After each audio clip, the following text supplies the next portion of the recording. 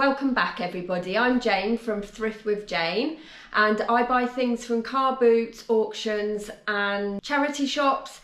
I buy them cheap and sell them for a profit. As you can see, I've got more dinosaurs here today. This was the very last lot from the auction that I wanted to take you through now. So I paid £9 for those two dinosaurs in there and then these ones.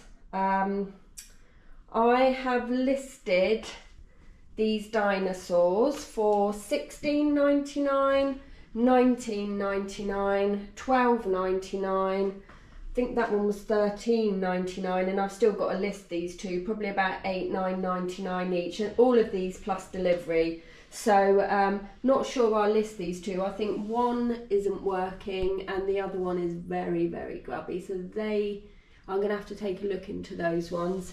But yes, easily get my £9 back, and with just one sale of one of those, so that was a good little box for £9. Now I want to take you through a very small car boot I went to. I haven't been able to do any of the footage because it started raining. It's been absolutely freezing.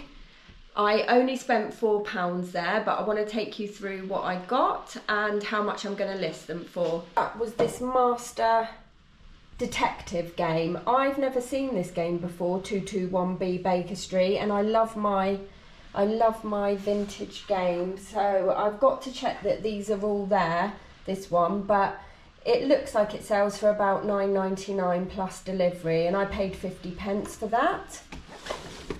And the other game I got for 50p was this Go for Broke. So there are dice, a champagne bottle, a couple of hotels missing, and I didn't want to put it on there. I didn't want to put it out for sale with just that missing on it. So I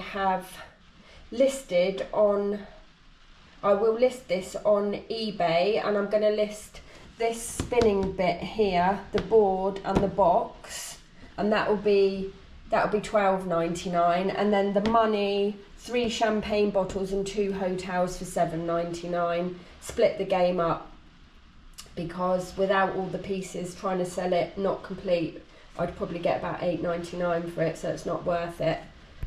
And finally, in this small car boot, I paid £3 for this Billabong wetsuit. It's a foil, looks like a foil model, SF50, yeah, Superflex.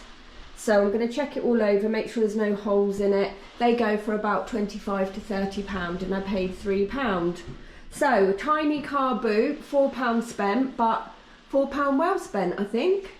Okay, let's go through some sales in the garage now. So first up was this amber coloured plate stand, glass plate stand with little glass feet. I bought 3 things for £1, 3 glass things for £1. That's the final item to be sold, and I paid 33p for it at the auction, and I got £10 for that, but I do have to pay for delivery on that one. Next, this was a 1930s Monopoly game, and I got that from the auction, and a bit like the games I've just showed you where it wasn't complete and it just wouldn't have been worth selling it complete. So what I've done is I split the game up into pieces. So for this bit I sold 2 of the original dice from the 1930s, and I sold 6 of the tokens that go around the board, and they're wooden stands with cardboard tokens on them. And unbelievably, I got $9.99 for those, plus £2.69 delivery. So I think there's a great market in game spares, and do split your games up if there's just too many pieces missing, because you're not going to get your money as the whole set. Next up was this Man United table. I say table, the original is like a stand with shelves on, and this was part of the bottom shelf, so it's a shelf if you like with the Man United logo on it. It was in a box in the auction, and I think it worked out about 10p, and I got £1 for it. I listed it on a 99p auction and I got 99p.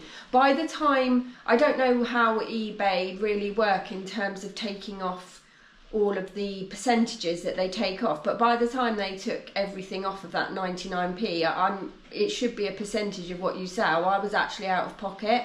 I made a tiny little bit back on the postage, but yeah, that was a loss, that one. I lost about £1.80 on that.